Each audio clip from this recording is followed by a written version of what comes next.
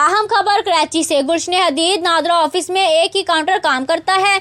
हकीकत यह है कि एक बहुत बड़ा रकबा खाली पड़ा हुआ है। अगर मजीद काउंटर बनाए जाएं तो इससे लोगों की तकलीफ में कमी आएगी और शनाख्ती कार्ड बनाना कश्मीर फतह करने की बराबरी से नीचे आ जाएगा। इतने रश में ना लेडीज़ की इज्जत हो पाती है, ना ही इनका ख्याल किया जाता है। धूप हो बारिश हो अपने नंबर का इंतज़ार करना है।